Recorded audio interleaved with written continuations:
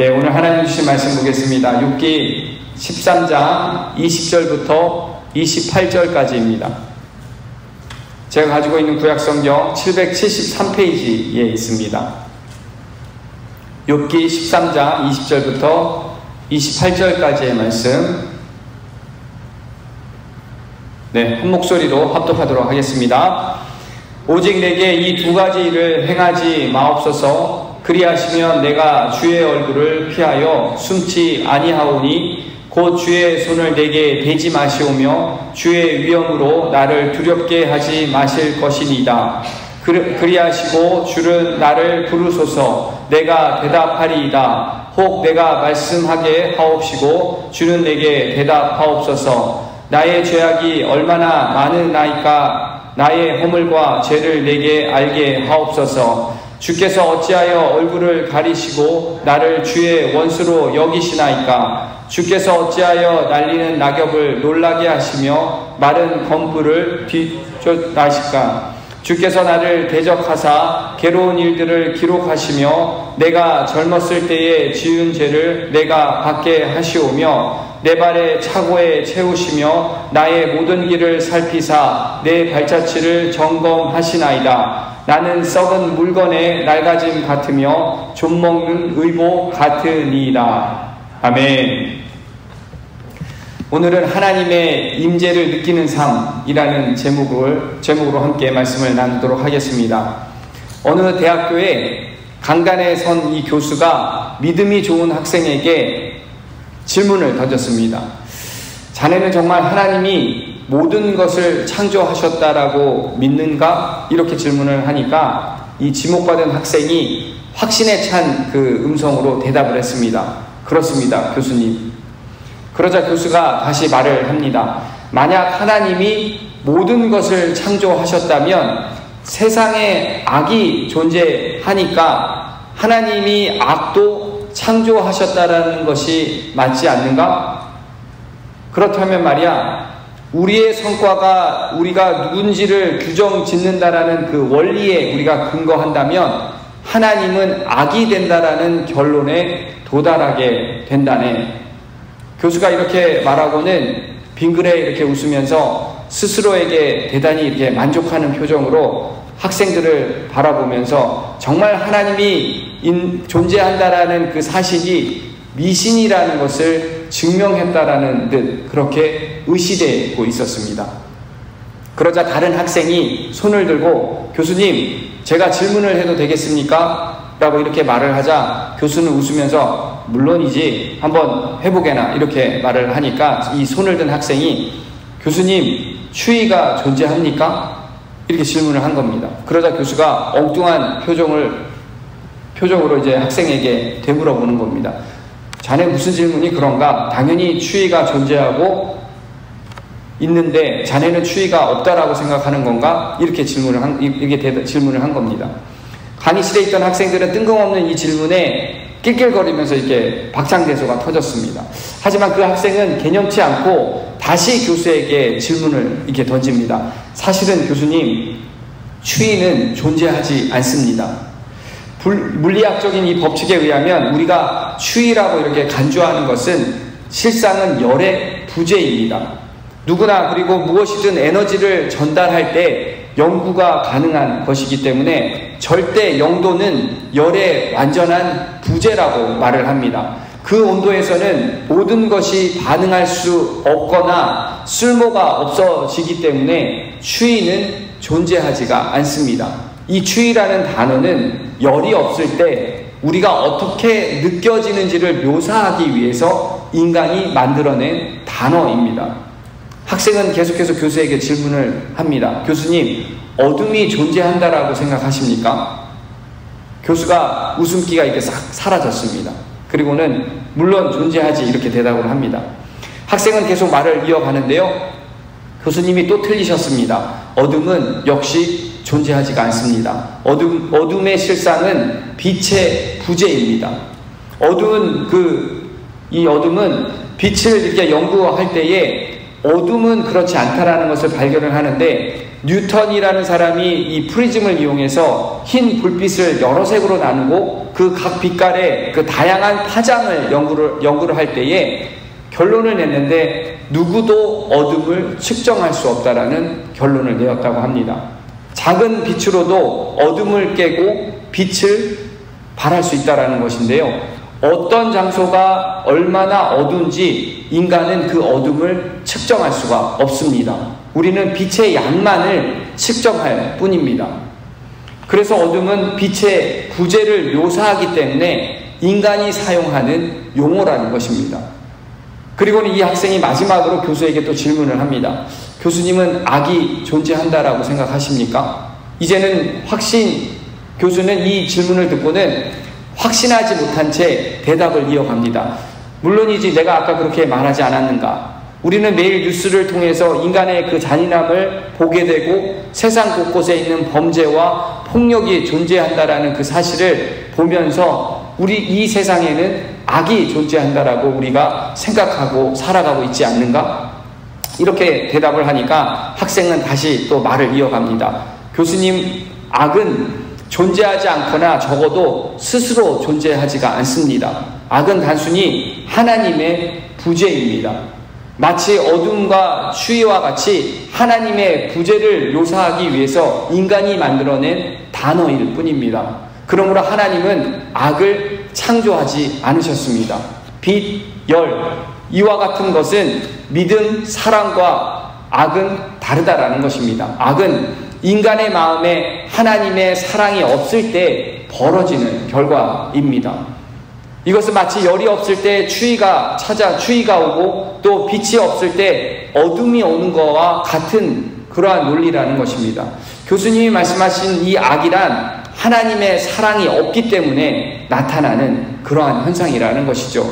그러므로 하나님은 결코 악을 창조하시지 않으셨고 더할 나위 없이 순수하고 높으신 분이 바로 하나님이십니다.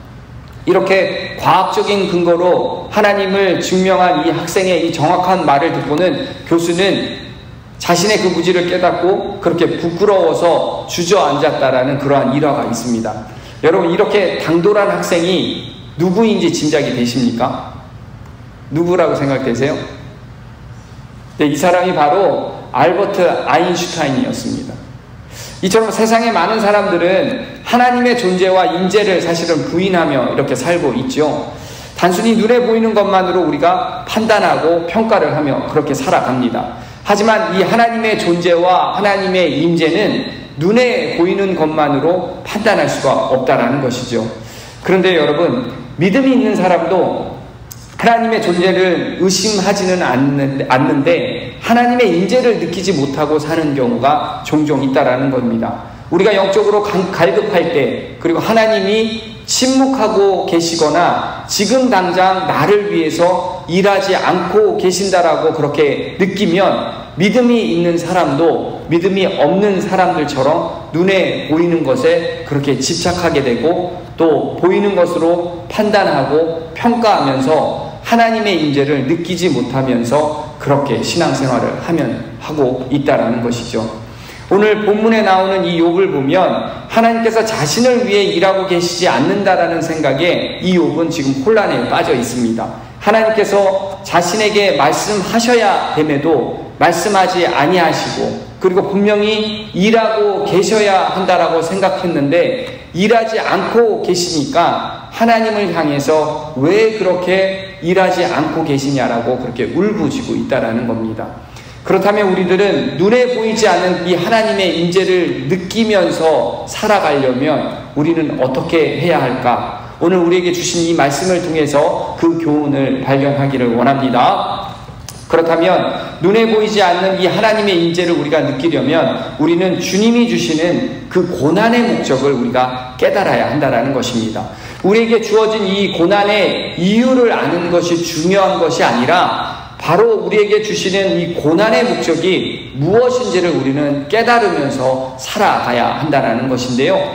20절부터 22절까지의 말씀을 한번 보도록 하겠습니다. 오직 내게 이 두 가지 일을 행하지 마옵소서. 그리하시면 내가 주의 얼굴을 피하여 숨지 아니하오니 곧 주의 손을 내게 대지 마시오며 주의 위엄으로 나를 두렵게 하지 마실 것이니이다. 그리하시고 주는 나를 부르소서 내가 대답하리이다. 혹 내가 말씀하게 하옵시고 주는 내게 대답하옵소서. 욥은 하나님께 먼저 두 가지 일을 행하지 말 것을 그렇게 간청을 하고 있죠. 여기서 두 가지는 하나님이 자신에게 손을 대는 것과 하나님의 위엄으로 자신을 두렵게 하는 것을 말하고 있습니다. 즉 재난과 고통 그리고 그로 인해서 자신이 느낄 이 공포와 혼란을 놓아달라고 그렇게 말하고 있다는 것이죠. 그렇게 말하고는 욥은 자신의 그 무죄와 정당성을 확신하고 있기 때문에 하나님께서 불러주시기만 하면 자신이 언제든지 그 하나님의 질문에 대답할 수 있다라고 그렇게 말하고 있는 것입니다. 그러면서 자신의 죄를 알게 해달라고 요청을 하는데요. 23절 말씀을 보시면 나의 죄악이 얼마나 많으니까 나의 허물과 죄를 내게 알게 하옵소서. 욥은 만약에 하나님의 그 대화할 수가 있는 그런 상황에 놓여진다면 가장 먼저 자신의 그 고난이 무엇인지를 질문하겠다라고 그렇게 말하고 있는 것입니다. 지금 욥은 자신이 당한 그 고통과 징계의 그 원인, 그 이유를 전혀 모르기에 자신이 저지른 죄악이 있으면 알려주시고 또 그 죄가 얼마나 많은지도 알려달라고 그렇게 요청을 하고 있는 것입니다. 얼마나 죄가 컸으면 자신을 그렇게 중범자로 이렇게 취급하고 계시는지 욥 자신은 구체적으로 그것을 알기를 원하고 있다는 것이죠. 그런데 여러분 가만히 욥의 상황을 우리가 이렇게 살펴보면 욥은 지금 이렇게 죄라는 울타리 안에서 자신을 투영하고 이렇게 보고 있고 하나님이 이 다스리는 그 영역 또한 공의의 하나님만을 이렇게 제한해서 그렇게 생각하고 있다는 것입니다. 욥은 하나님의 또 다른 차원의 그 훈련과 목적이 진행되고 있음을 전혀 지금 인지하지 못하고 있다는 것이죠. 그도 그런 것이 우리가 앞선 그 욥의 말씀을 다시 한번 이렇게 찬찬히 돌아보면 하나님이 욥을 훈련시키는 방법과 목적이 지금과 달랐음을 우리가 알 수가 있습니다. 여러분 1절 말씀을 다시 한번 생각을 해보십시오. 1장 말씀 욥기 1장의 말씀은 하나님이 욥을 향해서 말씀하실 때 욥은 정직했다라고 그렇게 기록하고 있습니다. 그리고 하나님을 경외했고 욥은 하나님을 경외했고 죄를 멀리했다라고 그렇게 말을 하고 있죠. 그리고 하나님 앞에 순전한 마음으로 날마다 대속의 제사를 욥은 드렸었습니다. 게다가 자식들이 자신도 모르게 죄를 지었을까 하는 그 염려 때문에 제물을 드리고 대속의 제사를 드렸었습니다. 그래서 욥은 늘 죄의 문제에 속해 있지 않다라고 그렇게 생각을 했었고 더 이상 자신은 죄를 묵상하는 사람이 아니라고 생각했기 때문에 지금 하나님의 이 훈련의 방법과 목적을 이해하지 못하고 있다는 것이죠. 자신의 생각 속에 하나님은 분명히 이렇게 하실 텐데 왜 하나님은 지금 이렇게 하고 계신 것입니까? 이런 질문을 지금 욥은 하고 있다는 겁니다. 욥은 그런 의구심을 품고 하나님께 질문을 하고 있다는 것인데요. 또 욥기 13장의 말씀을 우리가 다시 한번 기억을 해보면 욥이 친구들을 만나고 나서 친구들에게 어떻게 말을 했습니까? 2절의 말씀을 보니까 13장 2절의 말씀에 너는 아는 것을 나도 아노니 너희만 못하지 않으니라. 여러분 이 말은 13장에 있는 말씀을 이렇게 들여다보면 너희만 사람이냐? 너희에게 지혜만 있느냐? 너희가 하나님을 아는 만큼 나도 하나님을 알고 있지 않느냐? 너희도 사람이고 나도 사람이고 너희가 갖고 있는 지혜를 나도 갖고 있기 때문에 나도 그 하나님을 잘 알고 있다 라고 이렇게 욥은 말하고 있습니다. 욥은 친구들 사람에게 비판을 받는 것에 대해서는 분명하게 하나하나 변증을 하고 있고 자기가 스스로 방어할 수 있는 그러한 능력으로 그렇게 설명을 하고 있다는 것이죠. 하지만 지금은 하나님이 자신에게 하시는 것에 대해서는 설명을 제대로 하지 못하고 있는 것입니다. 전혀 이해를 못하고 있다는 것이죠.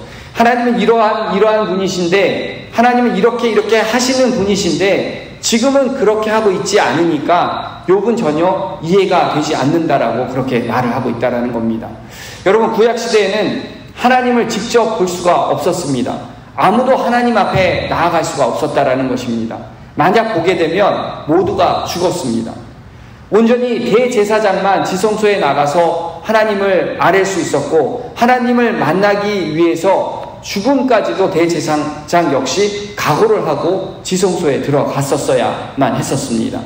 하지만 신약시대에 이렇게 넘어오면서는 예수님 이후에, 그 십자가 사건 이후에 휘장이 찢어짐으로 말미암아 이제는 누구든지 왕같은 제사장으로 하나님과 직접 대면하며 대화할 수 있는 길이 열렸다라는 것입니다. 주님이 우리 안에 계시기에 우리는 더 이상 죽지 않게 된 것이고, 하나님과 더불어 우리가 살아가는 존재가 되었다라는 것이죠. 하지만 욥은 그것을 알 수가 없었지요. 전혀 알 수가 없었습니다. 구약시대에 살고 있는 사람이었기 때문에 그것을 전혀 알 수가 없었습니다. 사람들 앞에서 욥은 의인이었지만 하나님 앞에서는 여전히 죄인이기 때문에 죄에 대한 묵상에서 벗어나지 못하고 있었다라는 것입니다. 내가 지금 존귀하지 않고, 내가 가난하고, 내가 사람들 앞에서 그러한 비천한 인생의 모습을 보이고 있기 때문에 여전히 욥은 죄를 묵상하고 그렇게 살아가고 있었다라는 겁니다. 또한 욥은 존귀하고 부유하고 거룩하게 하시는 그 하나님의 부르심과 세우심은 알고 있었지만, 자신을 하나님께서 보내셨다라는 것에 대해서는 인지하고 못하고 있다라는 것입니다. 하나님이 왜 자신을 지금 이 공간에, 이 시간에 지금 이 사람들을 만나게 하시고 왜 이를 감당케 하시는지, 그렇게 왜 하나님은 자신을 허락하셨는지에 대해서 욥은 분명하게 모르고 있었다라는 것입니다.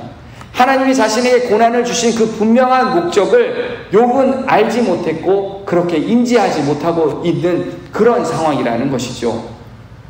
그리고는 욥은 자신은 바람에 날리는 낙엽 같고, 그리고 마른 지푸라기 같은 사람이라고 말을 하고는 과거 어릴 적에 지은 죄까지 다 들춰내시면서 하나님이 자신을 고발하고 계신다라고 그렇게 말을 하는데요. 25절부터 27절까지의 말씀을 보시면 그렇게 기록이 되어 있습니다.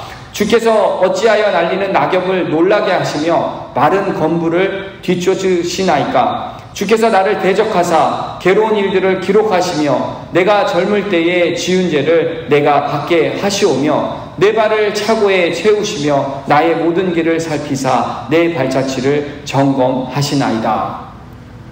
이제 그는 낙담 속에서 자신은 이 시대에 아무짝에도 쓸모없다라는 그러한 존재라고 말을 하는데요. 28절 보시면 나는 썩은 물건의 낡아짐 같으며 좀먹은 의복 같으니이다. 여러분, 욥은 끝까지 자신의 죄를 묵상하고 있습니다. 그는 자신에게 주어진 이 고난의 이유를 찾는 데에만 집착할 뿐이지, 고난을 왜 부여받았고 자신을 보내신 그 하나님의 목적을 알아가는 데에는 지금 전혀 관심을 두고 있지 않다라는 것이죠. 여러분, 이것이 바로 죄를 묵상하는 사람들의 전형적인 모습이라는 것입니다. 그런데 성도 여러분, 이 전형적인 모습이 바로 우리들의 삶 속에서도 드러나고 있다는 것이죠. 하나님이 우리를 존귀하고 그렇게 부유하게 거룩하게 부르셨는데, 우리는 왜 그렇게 부르셨는지, 그리고 왜 우리를 그렇게 세우셨는지 우리는 알지 못하고 살아간다는 것입니다. 내가 왜 육신으로 살아가야 하는지, 왜 하나님은 나를 지금 이 가정에 보내주셨는지, 왜 이 교회 공동체에 우리를 보내주셨는지, 또 왜 이 땅에 나를 보내셨는지, 또 이 시대에 왜 나를 보내주셨는지, 내가 하나님 앞에 지은 죄가 많아서 그러는 것일까? 때로는 그러한 묵상 가운데 죄에 대한 묵상 때문에 내가 지금 이 자리에 있는 것은 아닌가라는 생각을 사실 우리가 하면서 살고 있다는 것이죠. 우리는 우리 교회 공동체를 통해서 하나님이 우리를 보내시고 우리에게 주신 그 고난의 목적을 알게 해 주셨습니다. 여러분, 그것을 믿으십니까? 과거 우리가 IBC에서 쫓겨났을 때 여러분들 그 시대의 생각을 한번 생각을 해보십시오. 2년 반 이전에 우리가 IBC에서 쫓겨났을 때 그때 우리들의 마음이 어땠습니까? 여러분, 그때 하나님의 고난의 목적을 생각하셨습니까? 아니면 하나님께서 우리에게 주신 고난의 이유가 무엇일까라는 것에 더 많은 시간을 투자하며 그렇게 기도하셨습니까? 우리는 우리에게 주어진 그 고난의 이유를 알고자 묵상하면서 지냈다라는 그 시간을 우리가 기억하고 있으실 것입니다. 그런데 하나님께서는 2년 반이 넘는 시간 동안 우리를 인내하고 그렇게 연단을 통해서 우리를 서서히 그렇게 변화시켜 주셨습니다. 그리고 새벽 제단과 주일 말씀으로 우리를 훈련시켜 주셨고, 그리고 기도하며 부르짖을 때에 하나님 우리에게 그 음성을 들려 주셨습니다. 그리고 우리들에게 하나님이 주신 그 고난의 목적을 분명히 알아가며 살아갈 수 있도록 그렇게 우리를 이 자리에 불러주셨다라는 것입니다. 여러분, 그 결과 우리는 주님 안에서 하나가 되었고, 그리고 지난 주일 우리에게 감격에 찬 그 창립 예배와 담임 목사 취임식 예배를 우리가 성공적으로, 그리고 은혜와 축복 가운데 우리가 그렇게 드리지 않았습니까? 여러분, 이것이 바로 하나님의 목적이라는 것입니다. 하나님이 우리에게 주어진 그 고난의 목적이 바로 우리는 결과를 통해서 우리가 그것을 깨닫게 된다는 것이죠. 그렇게 사랑하는 성도 여러분, 우리가 하나님의 인재를 경험하면서 신앙생활을 하는 우리들도 이 자리에서 멈추지 말아야 하는 것이고, 더욱더 하나님의 그 은혜와 사랑을 체험하면서 더욱더 우리가 성장해 나가야 할 줄 믿습니다. 그렇게 한 걸음 한 걸음 우리가 성장해 우리에게 맡겨주신 그 귀한 사명을 감당하며 주의 나라를 위해서, 그리고 잃어버린 영혼을 구원하기 위해서 우리가 쓰임받으며 나중에 하나님께서 우리에게 착하고 충성된 종아 수고했다, 우리가 그렇게 칭찬 듣는 얼가인 우리 교회 성도님들 한 분 한 분 되시기 주의 이름으로 축원드립니다. 아멘. 함께 기도하겠습니다. 하나님, 그 하나님의 한량없는 은혜와 극진한 사랑에 감사와 또 감사를 드립니다. 그 하나님의 인재를 느끼지 못하며 우리가 신앙생활했던 저희들을 인내하게 하시고, 그렇게 연단하게 하시고, 훈련하게 하셔서 변화시켜 주시고, 이제 죄의 묵상에서 벗어나 하나님의 부르심을 받은 자로 주님이 주신 그 고난의 목적을 깨달으며 신앙생활을 하게 하심에 감사드립니다. 이제 그 하나님의 인재를 경험한 자들로서 신령과 진정으로 예배드린 자로 서게 하시고, 하나님의 그 진리된 말씀을 더욱더 사모하며 배우며 나아가게 하시고, 병들고 소외되고 외로운 자들을 돌보며 그 주님의 복음을 전하며 그렇게 살아가는 우리 교회 공동체 될 수 있도록 주님 인도하여 주시옵소서. 새롭게 세워진 교회 공동체에 우리가 더욱더 성장하기를 원합니다. 하나님께서 우리를 성장시켜 주시고 그 하나님의 말씀으로 훈련시켜 주셔서 더욱더 주님을 바라보며 나아가는 우리 모두가 되게 하여 주시옵소서. 우리에게 주신 그 귀한 말씀에 순종하며 그 예수의 사랑을 전하는 전도자의 사명까지 감당케 하여 주시옵소서. 이 모든 말씀 우리를 구원하신 예수님의 이름으로 간절히 기도하옵나이다. 아멘.